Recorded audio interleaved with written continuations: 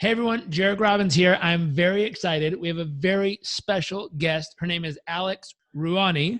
So we're excited for her to be here. With so much information going on around in the world right now, there's so much data being thrown at us and stories and information and studies and research and the latest update kind of stuff. And she helps professionals verify and learn as a doctoral student how to figure out what information is actually legitimate and what information might not be. And with misinformation going on right now, there's actually people who are purposefully, and this blows my mind, but purposefully placing information into the conversation to try to cause people to look the wrong way. And whatever reasons they're doing that. She's actually doing a study right now at the University College London on misinformation with over 3,000 people involved in this study. And they're learning, what do people believe to be true, what's actually true, and what's causing the differentiation to exist there. So let's give a huge welcome to Alex. Alex, thank you for joining us. Thank you so much, Jairek, for having me here. I'm really excited, and I think there is not enough conversation around these topics. I'm really happy you invited me, because this is the time to start breaking the ice and remove the fear of, trying to connect with some scientists that may seem a little bit elitist, and those are waters that we normally don't want to touch. And I think bringing science in a more relatable way, in a way that is less intimidating, that's my job. And I'm so happy to be here with you today with your wonderful audience. Wonderful. We're excited to have you. And man, it's crazy out there right now. I mean, I'm getting posts from friends and videos from friends, and I'm watching it and thinking, oh my God, if this is true, this is insane. And then I'm forwarding it to another friend, and they're writing back and going, nope, I fact checked it. I don't think that one's true. But then a different friend goes, no. They've been using that. It's a hoax. It's not real. It's fake conversation to deter us from knowing what's real. I think it is real. And then I kind of stand in the middle going, what's real? It's a jungle. It's a jungle of misinformation. And we're talking about not just the internet, the news, even television channels, social media. Even though, for example, the likes of Facebook will take down harmful misinformation, they are not taking down other types of misinformation that may be indirectly harmful. And on top of that, even if they're taking down misinformation, we still have our WhatsApp messages and our private messages and things coming from mom, and mom checking with us. Is this true? Because it really sounds great. And I think, it's a professor who is saying this. Maybe we should pay attention. So it's a real jungle, Jairek. And I'm so pleased that we are beginning to have conversations like this, and we need more conversations like this. This chat between you and I, it should be the first one. This is not a topic that we can say, okay, let's talk about it and then under the carpet. No. It's our daily lives. Like you said, our conversations with our friends, we're speaking with them, our conversations with our family, things that we see in Instagram. And I'll tell you something, Jairek. There is something in science called the pyramid of evidence. And in this pyramid of evidence, we have at the bottom, where you should not really follow the advice, being anecdotal evidence. Then you have animal trials, clinical trials, human studies, systematic reviews, meta-analysis, and the evidence goes up and up and up and up. But I'll tell you something, in the pyramid of evidence, we don't have Oscar-winning actresses, Right. I'm not going to name names. In the pyramid of evidence, we don't have Instagram, celebrities or Instagram influencers with tens of millions of followers. Because they have tens of millions of followers, does it mean that the information they put out there is true? No, not at all. I have barely any followers because I'm really busy and I'm not so much in social media, but that doesn't make me less accurate or less informed than people who have tens of millions and hundreds of millions of followers. Yeah, and that's a huge issue. What happens in studying the human brain, something I pay close attention to, when people are when there's too much stress on a person. So I've heard a lot about fear, when people are scared, when they're fearful, but let's get out of the fear conversation. Let's just say when there's too much prolonged stress. And we could cut that into positive stress, which is like getting hyped before the big game or getting excited about something new. Or we could talk about negative stress, prolonged aching, long, like nagging stress. And when there's too much of that for too long, research shows it literally cuts off our ability to access the prefrontal cortex of our brain. And then over time, too much stress causes the prefrontal cortex to actually start to shrink, which means people make worse decisions when there's longer periods of stress. We could just say that with science. Now, to back that up, what happens is the three things people tend to follow when there's too much stress is what the powerful people are doing, what the masses are doing, and then what the people closest to them are doing. And so part of what you just explained, when we have too much prolonged stress, that Instagram influencer who's got 10 million followers comes across as a powerful person because of how many, the masses that follow them. So when they say something or do something, we go, it must be true by default, only because we're under too much stress at that period of time. And so we got to watch 100%. stuff like this. And we got to say, one, the stuff I love to focus on, you love to focus on, which is how do we get people out of that stress? But that's a different conversation. Here it's how do we give them a filter? How do we give them something they can look through that when information is just being bombarded with on them, they can look at it and go, wait a second, does it qualify? Does it meet these three things or five things? I don't know how many there, you know this, but does it meet at least these three criteria? Or can I rule that out for right now? And what's fascinating is as we learn how to filter, my goodness, helps us make better decisions. To pre-frame this for people listening, let me just ask you a question real quick. And a mentor of mine in business asked me this. He said, if you could take back 3 of your worst business decisions, if you just got a gimme, a take back on 3 of your worst business decisions, how much money would be back in your bank account? Now, I ask this question every Friday on one of the free trainings we do, and I've seen 13,000, 5,000, 3,000, 500,000, 100,000, 250,000, 10 million, 5 million, 3 million. I've seen a lot of money that's been lost. And then I say another question. Were most of those decisions highly logical, well thought out, incredibly well filtered, really, truly vetted decisions? Or were those extremely emotional, amped up, excited, knee-jerk reaction? Either they did something and you were getting them back, or you were on the offense getting them before they get you, or something happened and it pissed you off or excited you and then you went for it. And I found that 98% of the people in my little study there said those are emotional decisions that cost them all that hundreds of thousands or millions of dollars.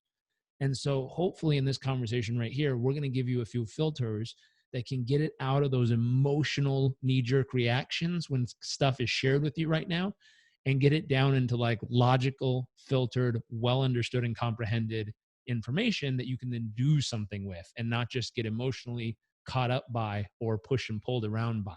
So hopefully we head in that direction today. But absolutely. And I absolutely love what you just said. So when it comes to brain performance, which is what you're talking about, we have a number of distinct areas. So let's look at memory athletes. They take memory as a sport. They train for it. They practice it. And there are certain biological parameters that they need to fulfill in order to perform at their best. So some of the things that you mentioned, ego depletion and lack of willpower tend to come after long periods of stress, sleep deprivation, dehydration, poor lifestyle choices really, or even things like, I'm not sure if people have heard of this before, chronotypes. Some of us are early birds, others are night owls. And if our social calendar doesn't match with our biological calendar, we may also have that impairment in our cognitive processing, the speed at which we process information, the speed at which we store data, think about that data, and then have an output regarding that data. So many things, memory retrieval. So when it comes to cognitive filters, there are two aspects. The one you mentioned, Jairek, which is brilliant, which is the neurobiochemical components influenced by neuropeptides, hormones, hunger levels. You know, when we are hungry, we may make poor decisions. As some studies show of judges who are hungry around lunchtime or later in the day tend to make safer choices in their judgments. So for example, they will, a suspect for a crime, they would rather keep that suspect in jail and not approve the bail because that's a safer option, but maybe the person was entitled to bail. So that's the biochemical side. We even have studies where we're more likely to lie to our bosses after 4 p.m. because our frontal lobe has been so depleted. We've been making so many decisions all day that later on we go like, okay, fine, let's go for the easy option. So the brain becomes a little bit lazier. Yep. Now, when it comes to the biochemical processes, that's absolutely a given. If you are well hydrated, sleep well, you have all of these lifestyle factors that are helping you to keep your brain performance at an optimal level, then we can have the second conversation. And the second conversation is which cognitive emotional filters can we apply when we are confronted with information? And even better, is there a way in which we can identify whether that information that we have in front of us is accurate, inaccurate, or maybe we're not sure and we shouldn't do anything about it? So fantastic way to start the conversation. Absolutely. And the piece that goes with it, I had a friend who works at a huge global bank, and they're always paying attention to what is going around the world because they're making all of their $100 million, $2 billion bets on what's going on around the world. They're also looking for what are the things that could most disrupt what's going on around the world, most mess it up, shake it up, cause something to not go as planned. And the number one thing he said in the next few years that's happening is the inability to detect or understand what's real and what's not real information. He said that is the number one thing they feel as an organization in the bank he works with that could cause a huge global disruption because people are not certain or not able to comprehend or figure out what's true and what's not true. And he says that is one of the biggest things that as an organization, they're trying to figure out how to offset against in all of their investment strategies they're doing as a global bank, huge bank. And so this concept is so important. Now, I've referred to money a few different times here. Let me refer to just health of the family. I don't know about you, but when my grandmother or my uncle or my aunt or my cousin or brother or dad or family reads something that they believe to be true, and it frightens them or upsets them or angers them, their heart rate goes up, their blood pressure goes up, they can't sleep at night, they toss and turn, they worry, they fear, they get angry. All these things deter their immune system and take years off their life, or at least days or moments. And so this concept that's really important is not only financially is this important, but the health of your family. This is critical. And so I just want to keep reframing this and reminding people watching, this is really important. This is not just like, oh yeah, I took a class in college and I know there's 3 steps to verifying information. Like, no, this is literally the health of your family. This is the health of your business. And depending on how the laws go, which the people who write the laws are also subject to this kind of information or misinformation, they're going to be writing laws about how we get to live our life and what's okay and what's not based on this information. So as a community, we better get really, really good at understanding how to vet the information and then how to pass the correct information forward to our lawmakers and how to vote properly to make sure that we get the right laws in place to use this properly. Otherwise, we might lose a lot of freedoms because people make decisions on information that might not be true. And Jairek, this is just so important. Anyone who is watching right now and listening to this, that's spot on. Our finances, the future of our world, the future of local economies. Even if we go, I don't know if it's okay to say this, but I'm gonna say it. Even President Trump, he's spreading masses of misinformation. And I hope he's actually watching this, because some of the things that he's saying have been so harmful. There was in an instance where he mentioned that he will gargle disinfectant, and maybe we should inject it. No, that's not right. Or he mentioned an anti-malarian drug and a chemical component that is in that drug. The name sounds very similar to a cleaning product for fish tanks. So this couple in America, they've heard President Trump, they drank the fish tank disinfectant, and the husband died. And when they asked the wife, but why did you drink it? She said, because President Trump said that on TV. So when people die, that's what I worry. When harmful misinformation not only affects the economy, and you're spot on that, our pockets, like miracle cures, you should get this and that supplement, and people are spending thousands and thousands of dollars on supplements that may not be doing anything in terms of your immunity or anything that you want to protect. And then the second part of the conversation, Jairek, that you mentioned, which is spot on. There is a lot of research on the nocebo effect of information. And I'm not talking about the nocebo effect of a vegetable peel or a starch peel. I'm talking about telling people, well, actually, you should stop eating eggs. And you have tens of thousands of diet books telling you stop eating eggs. And probably half of the book will tell you all of the negative things that thing is gonna do to you, and you're gonna die. Some books even have that in their title. So that is when your heart rate goes up, when your friends are following this advice and think, oh my gosh, I'm being left behind. Am I going to die if I eat an egg, right? Or am I going to die if I have gluten and I'm going to become brain impaired? So the nocebo effect of just those thoughts alone coming from misinformation that was not verified, checked. When we did research on diet books, the majority of them may have the illusion of evidence, Jairek. And obviously this is one of those filters, cognitive filters, that you need to pay attention to, anyone who is listening. If something sounds like it comes from a very credible background, maybe it has a link to PubMed, which is where we store peer-reviewed scientific studies.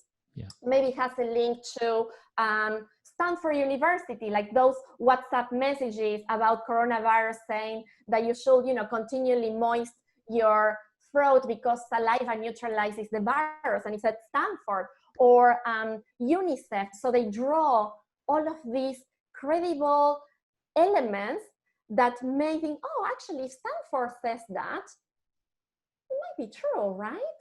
But what we don't know is that nobody actually verified that data. And the same happens with diet books, with even things that we see in the news.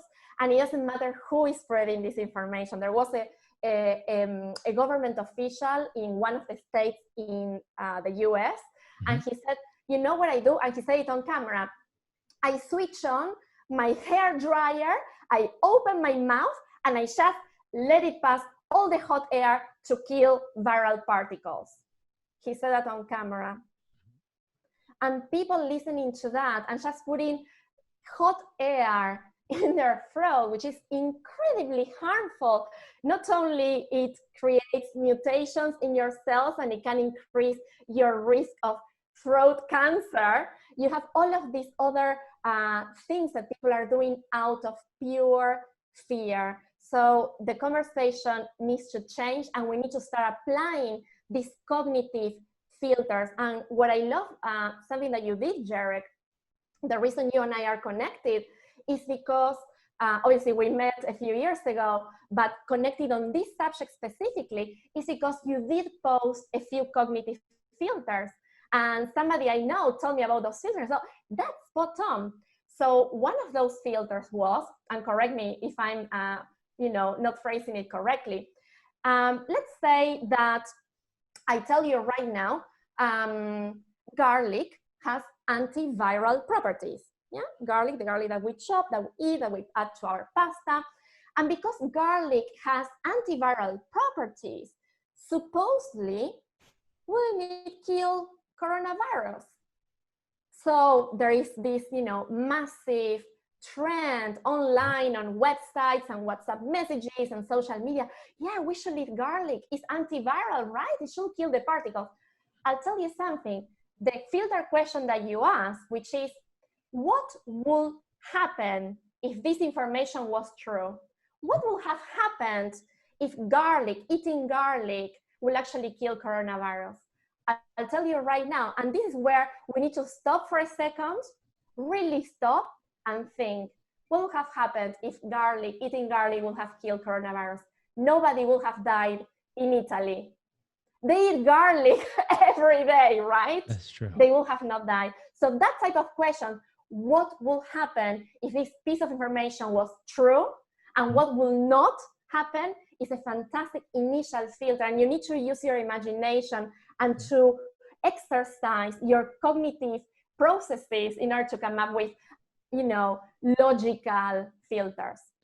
Absolutely. And so the filter, just to give people an insight to what we were talking about, I can actually draw it for people real quick. Let me see if I can get this up on the screen. And this is something that we created specifically for a business training we were doing. But let me just find a blank page real quick. And here, I'll throw this up here. We told people, going back to those business decisions, if we were to put something in place, just something in place to slow you down just a little bit, and we said, hey, what could we possibly put in place that would help someone slow down enough to make a little bit better of a decision?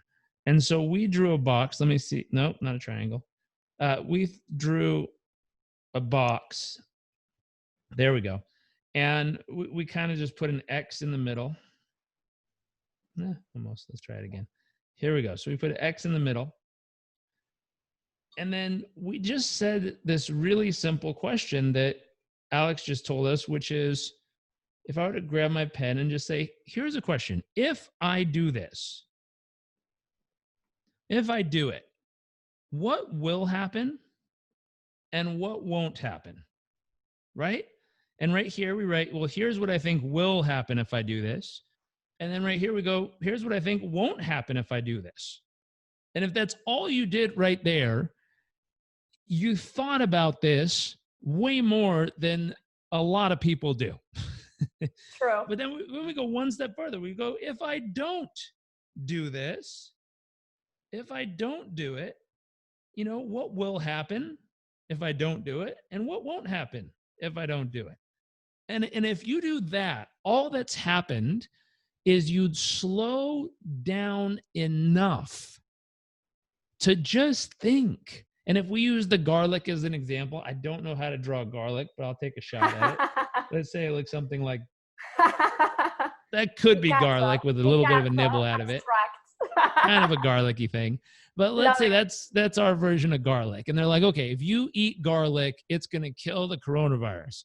And you say, okay, what will happen if I do this? And you'd be like, well, my breath might smell a little. It might taste good depending on what I put it on. What else? Maybe it might kill the corona thing. I don't know, maybe. And then we say, what won't happen? Well, if I eat the garlic, I might not get a good night kiss tonight. Depending on how much I eat, I might not get the kiss. What else won't happen? And we go through a couple more things. And we say, okay, if I don't do it, what'll happen? And we go through a few more of these. And all of a sudden, just because we took that 10 minutes to think, it slowed down the information enough that instead of receiving the text right here on my phone and me going, oh my gosh, I need to send this to 12 people immediately because I'm all emotionally excited. I go, wait a second. I got it on my phone here. And then I plugged it in over here to this little bit of information. And I just think about it. And so some people, there's a famous story here in the United States where there's a gentleman named Paul Revere. And Paul Revere saw that the British were coming and jumped on his horse and rode down this very famous trail yelling, "The British are coming, the British are coming." And in that moment, time was of the essence, meaning if he didn't let people know fast enough, there was a chance there wouldn't be an America because the British would have overtook them by the army and they'd be gone. And so a lot of times when we receive information like this, we believe we have to turn into, the American version of Paul Revere. And he is the American guy, but Paul Revere, we jump on our horse, we grab our lantern, we go riding down the path with text going, "Hey, everyone, watch out, watch out, watch out, watch out." And what's really interesting.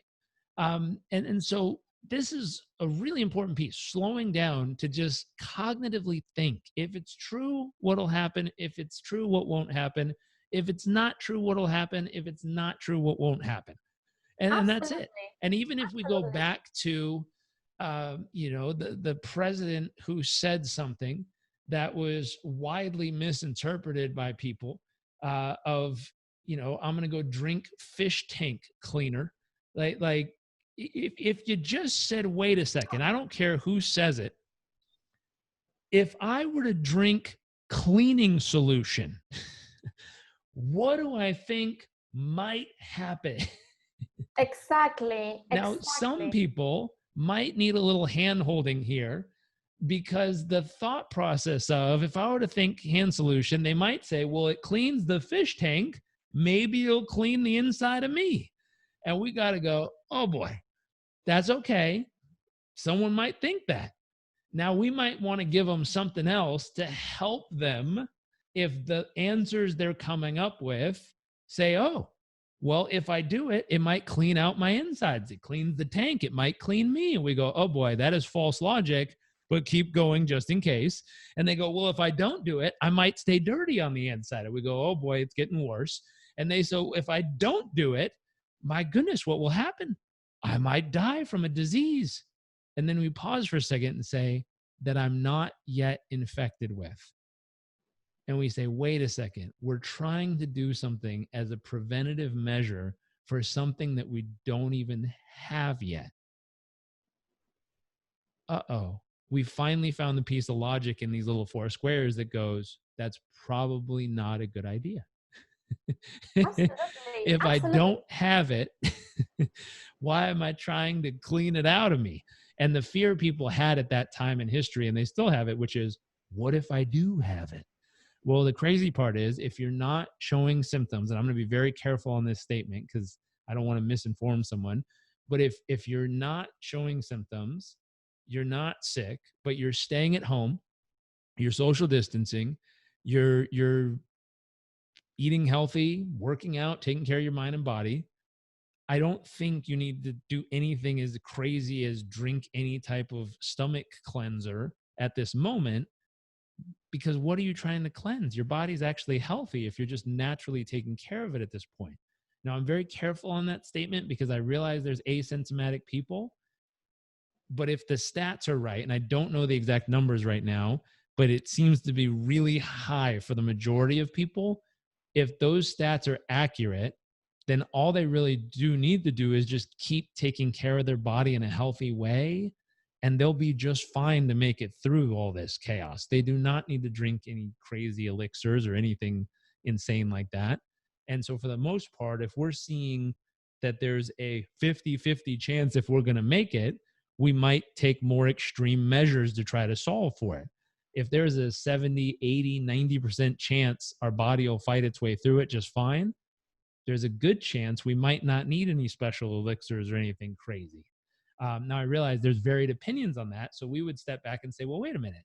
How do we figure out what's true? Regardless of, there's two sides to every one of these conversations, but how would we find out what's true? And then how do we find out what's true for us? Because that's the other thing I've learned in studying and researching stuff. Everything works some of the time. Absolutely. I mean, I love what and you nothing works all the time. Exactly And so right. that how we find what's true for us is a really tricky question, because And then the we hear of somebody, and sorry, it's the anecdotal experiential thing of like, I ate garlic and it went away. And we go, shoot, that really, truly, in some weird planetary alignment reason, might be true for them. But that doesn't mean it's going to be true for you. And correct. that's something to pay attention to. And that's a really, really big part of differentiation. And I'm going to pass it back to you for this one. But because we hear that my Aunt Shirley lost 5 pounds using this diet, doesn't mean that's going to work for me. Exactly. And so our brain goes, if it works for them, it worked for me. And that's not always true. This is where, specifically in dietary stuff, and there's a new field on this, and it's not perfected yet, but I'm excited to see where it goes, where it's customized nutrition. Personalized nutrition, absolutely. Yeah. So And many things that you touched on, Jairek. Oh my goodness. So I want to mention 3 things from everything that you just went over, which is absolutely brilliant. That's the type of conversation in the head that people are having. So number 1, when it comes to misinformation, what you mentioned is using these cognitive questions, these pause and think questions, as a way to inoculate yourself against information that, if you are to act on it, may cause harm, financial harm, physical harm, perhaps give you a false sense of security, like garlic. Maybe you will stop washing your hands because you think garlic is the cure to it all, right? So inoculating the masses, and you started talking about governments in your fantastic description of what's going on right now. So Trump wasn't the only one. The president of Brazil also said, we have the cure, it's right here. Facebook took down his post. So we need to not wait for Facebook to do this. We need to take it down ourselves in our head and not pass it on. So that's the first thing that I wanted to mention. Debunking, and we had this conversation earlier, Jairek. There are so many professional debunkers out there, and in my opinion, they are really good at debunking. They can understand science, they understand where the faults are, but the way in which they come across is very unrelatable. So people are not really listening. In fact, if I have a certain belief, let's say, for example, Aunt Betsy has cancer. Sorry, Aunt Betsy, you have cancer. And Aunt Betsy started eating 8 apricot pits daily for 8 weeks. And 8 weeks later, Aunt Betsy comes to us and she tells us, oh my God, the doctor told me my cancer is gone. I ate all these apricots. So people don't need Aunt Betsy to tell us, if you eat 8 apricots a day for 8 weeks, your cancer will be gone. It's a non sequitur, a false logic created in our head. Yeah. And I printed something for us. Can you see, Jairek, the right way? Yep. Or is it the other way around? No, Okay, no, it's correct. So this is an example of what Aunt Betsy did. It's called a non sequitur. This is one of the cognitive filters we generally don't have. So, we says here, 2 is a number. We all know that. 1 is a number. Therefore, isn't it logical to say that 2 equals 1? Sounds logical to me. So even the brain can be fooled into thinking like this. So Aunt Betsy, she ate 8 apricots a day. Mm-hmm. Her cancer was gone. Therefore, apricots equals cancer-free. That's the type of logic that happens in our brain, because our brain thinks like that. It saves us a lot of energy. We have to think like this to survive, right? So it's a survival advantage. But when it comes to information and we're in the era of information overload. We have so much information. We have to apply some of these, logical things to quickly go through it. But when it comes to information that may affect your finances, your health, or something that is really important to you, please don't use this. Move away from this, because it's highly likely that it's not accurate. Yeah. The third thing that I wanted to say is when Jairek, you were talking about some of the issues that people may have from hearing information, like internal conflicts of, okay, so how can we get the truth out of this person? Some people may not even have the tools to dive as deep as you have. For example, when I asked my mom, right, bless her, my mom asked me all the time, is this WhatsApp message correct? I said, no, mom, it's fake news.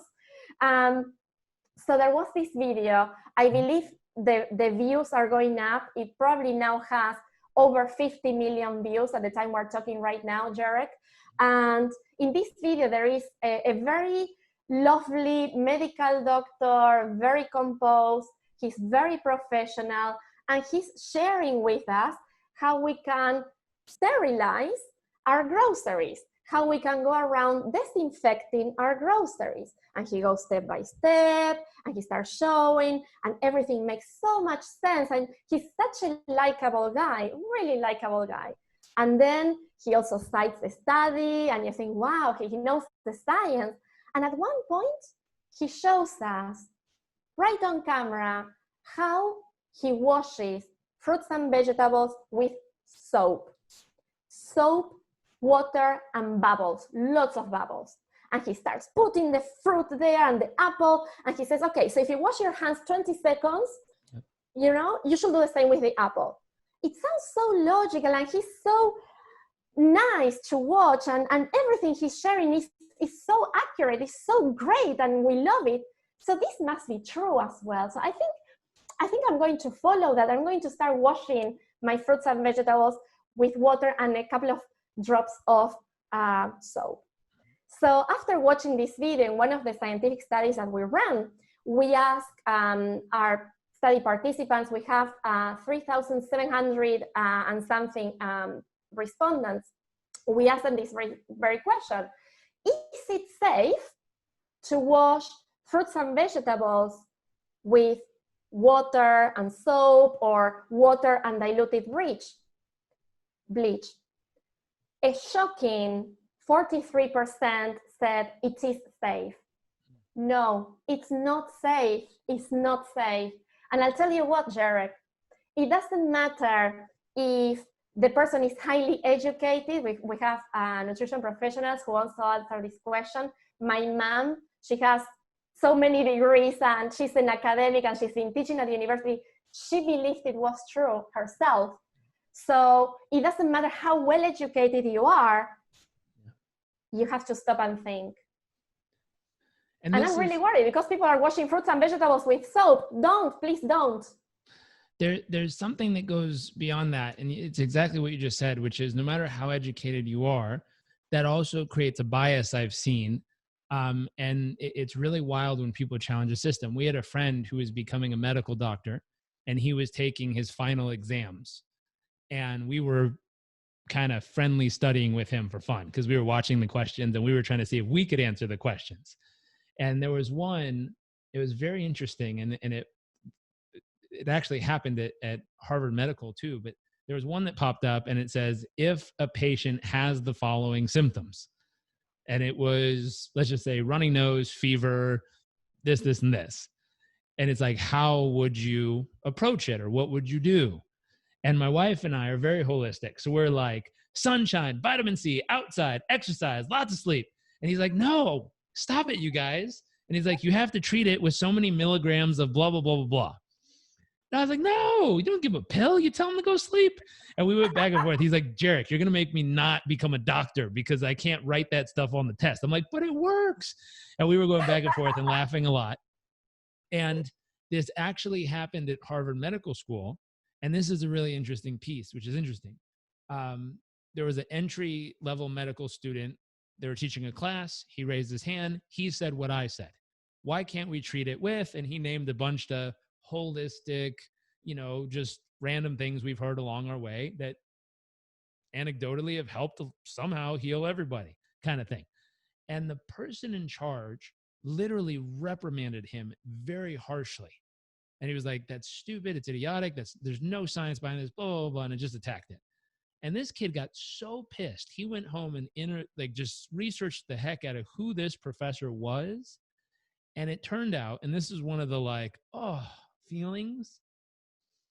He was a full-time pharmaceutical sales rep and a part-time adjunct professor at Harvard Medical. And I was like, no wonder there's no other solution except for the however many milligrams of whatever pill he was pushing.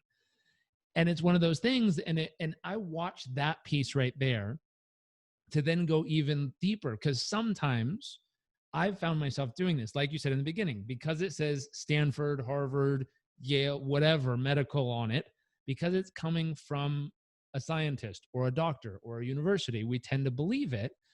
And one thing I noticed is I started looking underneath those and saying, okay, what are the fundamental pieces of information that they teach? What foundation is that education built on? And what parts of it are going to be most useful for me? Because if it's an education and I go to, I forget what the university is called, University of something Santa Monica, it's like a holistic healing, acupuncture, whole human version of healing and health. They have research, they have doctors, and I could almost guarantee the research that they're going to use is built on the foundation of, without having to use X, Y, or Z, how can we still get someone to heal? No, I'm like, if I go there, I know that's kind of their 2 points plus and 1 point negative for however we view it. And then if I go to another university and I look under and say, what's the foundation of how they teach all their doctors here? And it's a heavy, research base, which is good, but a heavy, and I don't know what it's called, intervention, like medical pill intervention. So that they're heavy on you give it a pill to fix it. If you study biomedical sciences, that's the essence of who you become. You become somebody who knows exactly which procedures, which vaccinations, which pills to put forward to your patients. And it's very much focused on so you already have the problem. We're going to help you get it sorted. And of course, now we have this whole movement of lifestyle medicine. Lifestyle medicine as in our lifestyle can actually help reduce our risk of getting lifestyle-related diseases. And it's beautiful because lifestyle medicine is based on behavioral sciences as well, applied health psychology. And it's fascinating because there is so much of our health that we are in charge of. And when it comes to medical doctors, and I love them. I mean, they're saving lives out there today. They're working really hard, but we need to remember that that's what they're trained for. They're trained to save lives. Like, okay, is your heart beating? Let me check your pulse. You're okay. You're alive. You're fine. Out of my surgery. You're fine. You'll survive. That's the approach of medical sciences. So when we talk about health sciences, we have to, now we have so much research, and Jairek is so spot on because we have more research on nutrition, sleep, chrononutrition, stress, everything related to lifestyle in the last 5 years than in the past 50. There's so much research right now that empower us to take the right steps. Now, the problem is that a lot of this research is not articulated properly by some individuals. And there is another case, Jairek, of misinformation. This doctor who came up with the alkaline diet, and Gwyneth Paltrow and other celebrities went all alkaline, and they say, okay, so we have acid-forming foods, and we have, alkaline foods that I'm going to eat.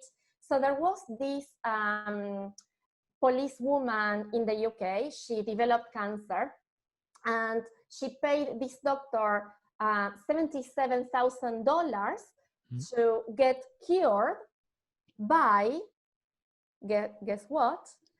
An alkaline injection solution, which was just baking soda. Right. Guess what happened? It's very sad. Number one, she passed away. She died. That was not the cure. Mm-hmm. So it may sound like really holistic. I don't want to do chemotherapy. And my mom, this is real. My mom, she has colon cancer. And I know chemotherapy is absolutely dreadful. And when you see cancer patients going through chemotherapy, you think, oh my gosh, is that going to be like a venom?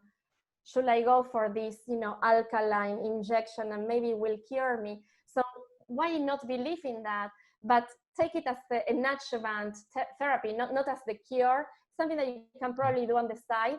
But people, when they do that, they are really risking their health. And she actually died, and her family sued this doctor, and it was discovered that he didn't have a medical license. He didn't have a PhD. Imagine, they're still on sale, his diet books. If you just look for the alkaline miracle cure, people are still buying these books. He doesn't have a medical license, and now he's been sentenced to jail. So those are the things that I worry about. When misinformation carries the risk of harm, that it may result in death, like this poor couple in America who listened to Donald Trump, or this poor police woman who followed this celebrity doctor, that's where we have to step back and think, what are the consequences of doing things like that? And I really worry about that. And the second one, Jairek, that you touched on is sometimes the creation of a false sense of security. So if I sleep well, if I hydrate well, I'm sorted, I'm done. For some people, like, for example, my mom, again, she's immunosuppressed, that may not be enough. So is she more likely to believe in some of these things than other people? And those are the types of things that I'm researching and investigating right now. So it's really exciting. So I'll throw something interesting out. Two things that are fascinating around this concept. One, there's a gentleman named Ray Dalio. He's a hedge fund guy. And I think it's in his book. It's worth reading. It's either his son that was ill or himself. And he went to his first doctor.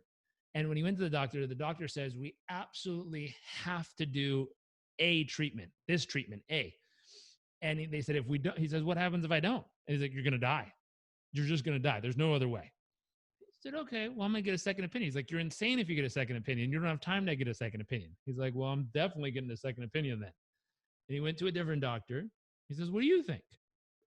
The doctor says, well, you could do A, or you could do B. B is also something that has a chance of working for this. Could do A, could do B. He's like, but I don't die if I don't do A. And he's like, nah, you might, but probably not. And he's like, oh. And he did this next step, which he said was critical. He got both of them on the phone together. And he says, Dr. 1, can you tell Dr. 2 what you believe to be true and why? And what he noticed is when you put two professionals together, the tone radically changes on the intensity of the information in which they're sharing. He says, because now they're toe-to-toe with a peer who has the ability to fact check everything they're saying and can vet if it's true or not based on the research and interpretation of the studies and research.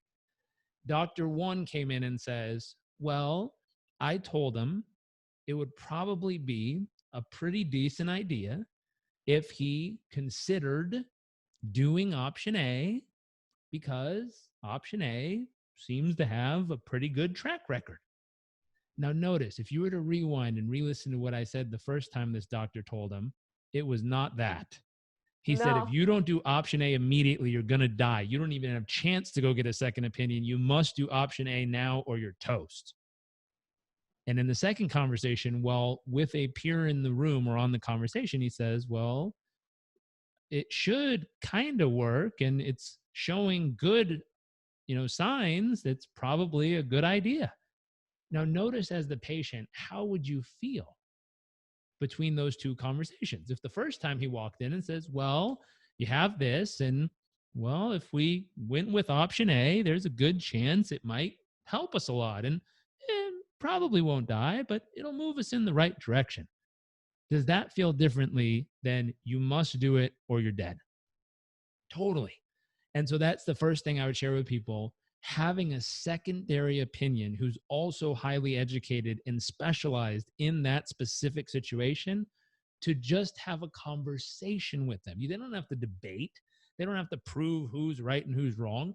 They're just talking about it with each other, with a peer who has the same education, background, or experience. And now they can really vet out what's true. Luckily, he said after they talked, he actually brought in a third person to have a conversation with them. And they came up with a very, very mild version of option 1 or option A to treat him. Nowhere near the extreme version that the first doctor said had to happen or he's going to die. And because of that piece, it actually saved his life. He's totally fine. And the other 2 doctors confirmed, they're like, if we would have done that extreme, it could have had some really bad side effects. And so that secondary or third source against the primary is really important. So that's something else that we can do as a filter, is not only say what happens if I do, what happens if I don't. We can look at the foundation maybe underneath the information. We don't let our brain just say 1 is a number, 2 is a number. We say, no, where is the source coming from? What's the foundation it's built on? And then the third piece we can do, just in what we're saying right here, is have a secondary expert, a secondary person with just as much education or background also join in the conversation. That's really important. The other piece I'd throw in here, I have a friend, and this is fascinating. This is anecdotal, so take it for what it's worth. She worked for the CDC, and she deconstructed biowarfare weapons. That was her job. I'm like, you were a brave woman. I'm like, how does this work? She's like, well, I work inside of a 2-layer sealed confinement location. And then I wear like 3 suits, and I pull apart things that have the ability to harm masses of people biochemically. And she's like, I take them apart and I neutralize them, make them no longer effective, and then we get rid of them. And I'm like, that is insane. And when I met her, her nickname was Miss Kitty. And I was like, how'd you come up with that name? And she wore this silk kimono, and that's all she ever wore. And I'm like, what? Okay. And she's loud. And the funny part was the way we actually met her. We were on a trip. She saw one of my friends, and from the other side of the room went, ay, ay, ay. Ow, I need a piece of that handsome hunk. And I looked at her, I was like, she likes you. Go get her. And he's like, ah. He went running. It was hilarious. So the whole trip, she was like, come up and put her arm on him and be like, hey, Poppy, how are you? It was amazing. She's a wonderful person, unbelievable, just life of the party. Wow. And what was interesting about her, we had a conversation, and she says, I didn't always look like this. So what do you mean? And she's like, I wasn't always this big. And I was like, and she said, look, this was me. She was a highway patrol officer that looks like someone that can compete in the Ironman competition. When we met her, she was probably 280, maybe 300 pounds, and only allowed to wear silk kimonos at any time because she accidentally got something on her skin. And anytime you would touch her skin, it would literally just fall off of her body. Oops. And so what happened is she had to take so much medication to fight against that. And the medication caused her to massively gain weight. I was like, oh my gosh. And I said, what the heck are you doing on a cruise? Like, where are you going? She said, actually, I'm using this as transport to get to Ecuador. What in the world are you doing in Ecuador? And she says, I took soil samples from all over the world, and I found that here in Ecuador, it has the richest, most natural, nutrient-dense soil in the world. And my belief is, and this is the neat part, my hypothesis is, this is science, my hypothesis, my guess, my belief is that if I get my body to consume the most natural, nutrient-dense food consistently, there's a chance it might find a way to healthily regenerate cells, because her body was not healthily regenerating cells. And I was like, that's a big question mark. I mean, theoretically, it sounds good, but here's the big part. And this is something I think is important in our filter. she's using the scientific approach. She has a proposed possible solution. She's then testing it. Let me see if this is true. Let me see if it works. Let me see if there's any sense of truth to this. And then if it verifies, I haven't talked to her in a few years, but she was doing okay. Let's say moving forward that it worked. Now, in America, we would tend to then put her on the TV show, have her write 50 books on how Ecuadorian soil is the most amazing soil in the world. A big talk show host would then now ship Ecuadorian soil to their backyard and grow all of their food in it. And we would say that is the magic sauce to all healing forever. And we have to pause right there. That is just a misstep we've done as a group of people. And we have to say, in her condition, in her situation, with her life unfolding as it was, that was helpful for her. Now we have to stop and say, in our condition, in our situation, what's going on with us? Are we willing to go do the research? Are we willing to go study and learn and base a hypothesis based on what we've discovered of what could be helpful for us? I would then pair it back up with what I said before this, which is what other 2 or 3 experts could we then move this information between the core of us to see if we can come up with something that might hold some truth to what we're about to try. And that is a piece that's wildly missing because we're in such a hurry nowadays, we don't do it. There's one other piece I'll throw in here. My mom recently passed away, and she was ill.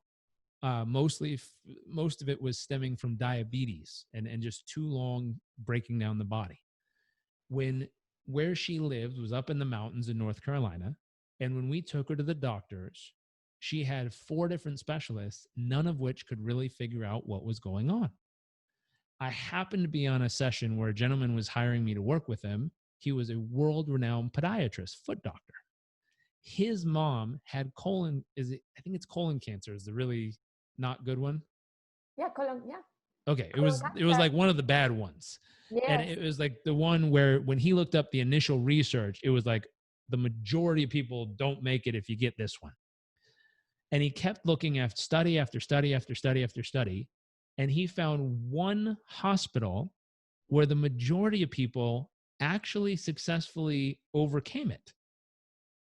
And he was like, what? I got to be reading this incorrectly. Like, this can't be true because all the research shows 80-something% of people don't make it. But at this one hospital, 80% of people make it. He's like, what in the world? And he read it and read it and read it. He verified it and checked it. Then he got on the phone and went and talked to these doctors. And what he found out was, and he told me this, he says, if you have the ability to hunt down a person who has a massive, massive amount of experience with the specific piece you're trying to solve for, there is a radical difference in the people who make it versus don't if you're dealing with someone who has a ton of experience. And what he found out was that one medical center saw thousands and thousands of people with this specific ailment, and they had so much experience going through it that they found out a very specific thing that only a couple people there had figured out that was working, but they were not able to replicate it across the country. So at all the other facilities with people who had way less experience, the odds were not in most people's favor. No. And so I paused there, and this is the piece, 2 pieces to take from there. People will go, what's the hospital? How do I get there? I'm like, whoa, that's not the piece. The piece is figuring out how much experience does the expert I'm working with actually have with the very, very specific problem I'm trying to solve. And this is where a lot of us go wrong, because as soon as we walk into a place and someone's labeled a doctor, whether they have a medical license or not, we immediately assume they have all medical experience of the entire world right here. And we have to go, oh, no, no, no, no, no. That's like someone saying, I'm an Olympic athlete. And we say, how fast do you run? And they're a power lifter. They don't run at all. Or, you know, they say, I'm an Olympic athlete. You say, how much weight do you lift? And they're like, what are you talking about? I swim. And it's just because they're an Olympic athlete doesn't make them the one that's the gold medalist at the sport you're playing. So we want to make sure when we hunt, and this is hard for people because most people, this takes everything we've been talking about: thinking, filtering, researching, verifying, you know, and then understanding the foundation it was built on. It takes the whole gambit of what we've been talking about here. You literally have to do all of it. It takes time. It takes to time. Find who's that person to really be working with, or who are the few people. And I would always look for a few that can help you. Absolutely. And I'll tell you something. It's so interesting, that story that you share about the hedge fund manager who went to two doctors, and he had one narrative from each doctor in the one-to-one, but when they were put together, they were like a little bit more cautious about their words. Yeah. And I'll give you a couple of examples that are happening right now in the scientific world. Yeah. Never follow one single scientist. Never follow one single group of scientists. And I'll give you two examples. Climate change.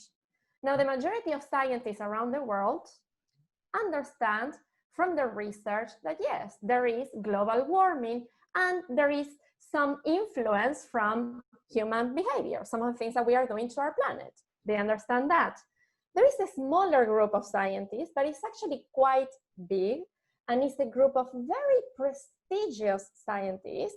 We even have a Nobel Prize in there, who say climate change is non-existent.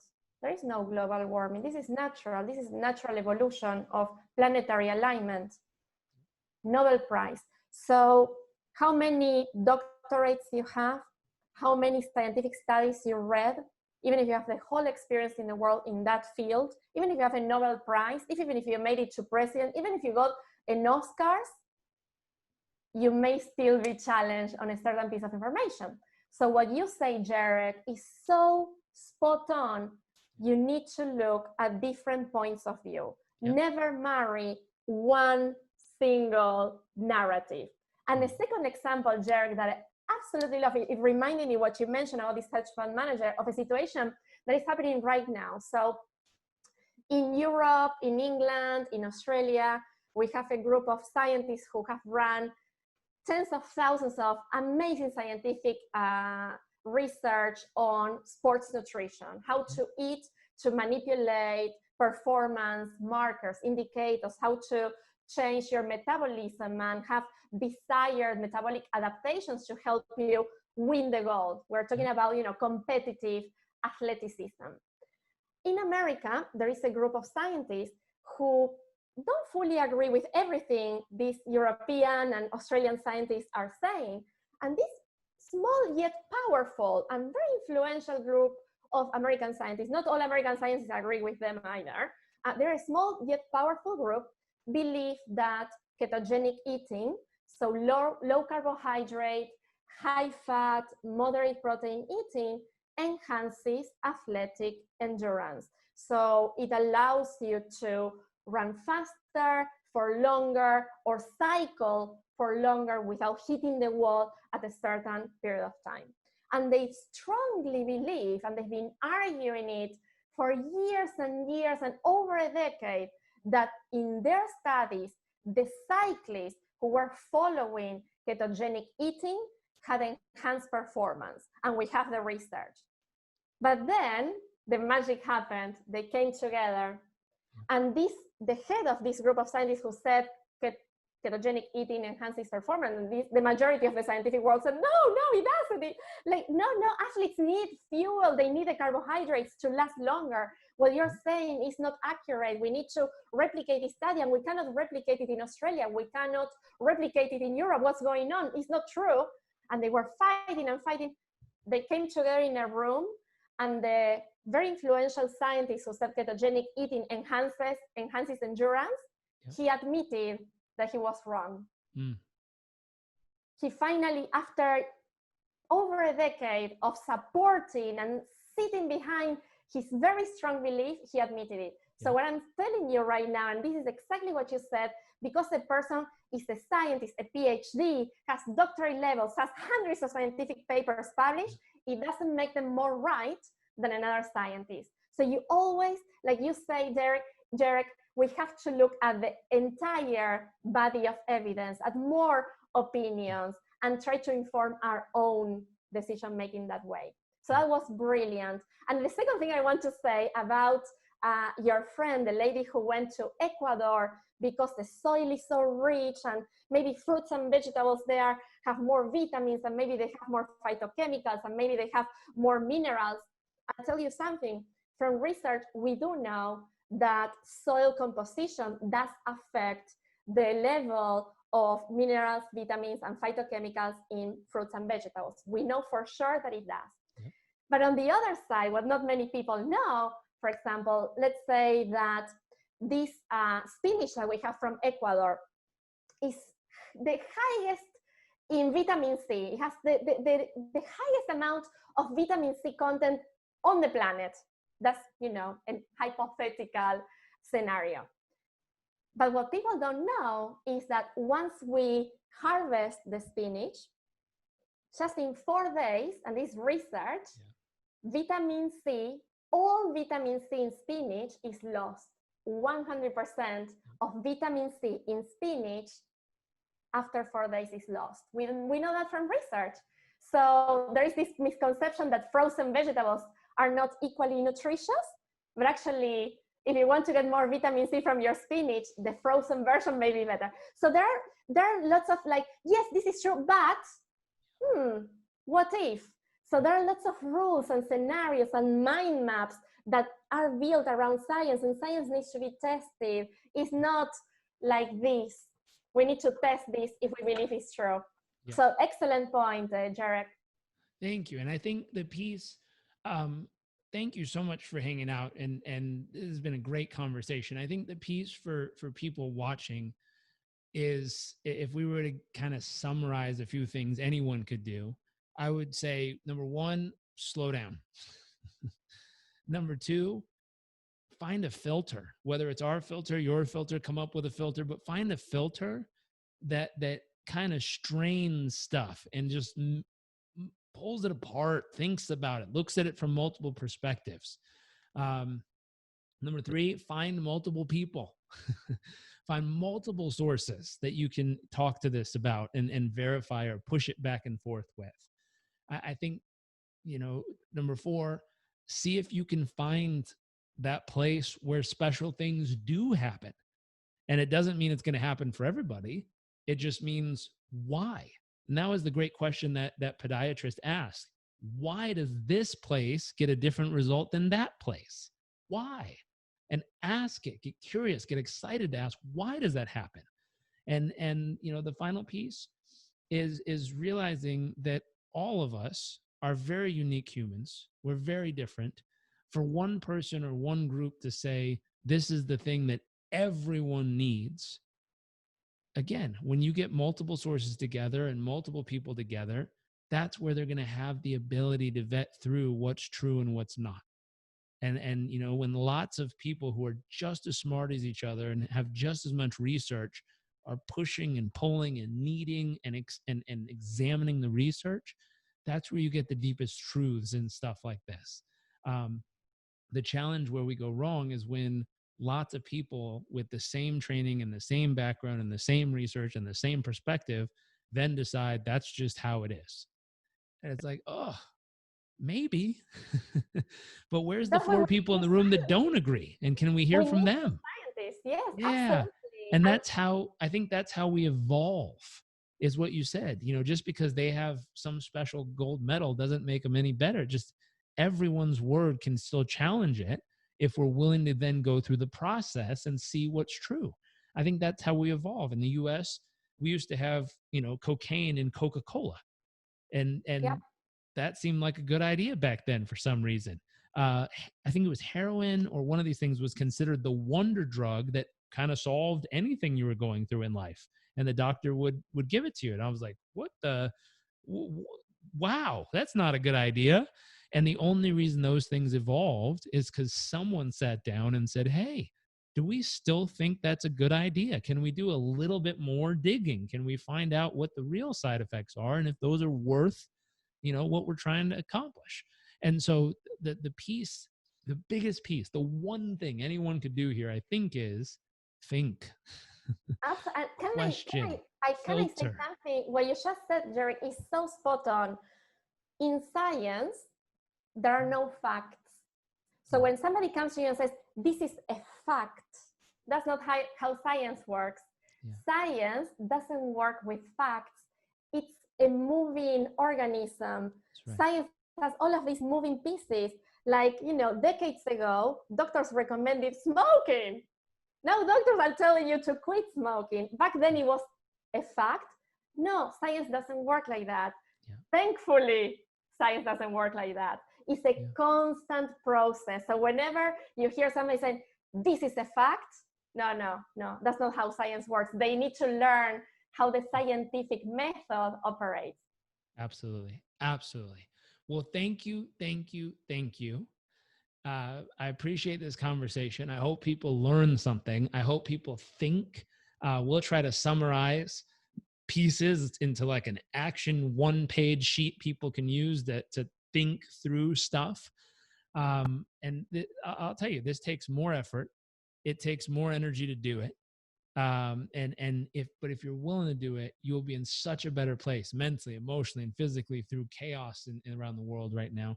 And you'll be able to really take care of the ones you love. So it's worth it. You know what else, Jairek?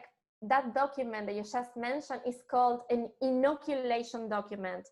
Yeah. In the same way we get inoculation vaccines to help our immune system have the antibodies against viruses, like in future coronavirus.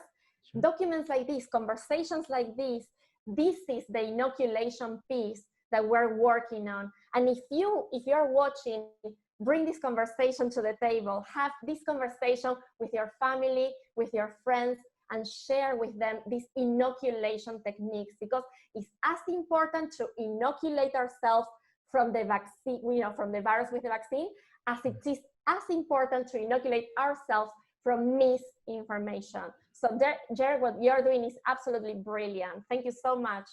Thank you.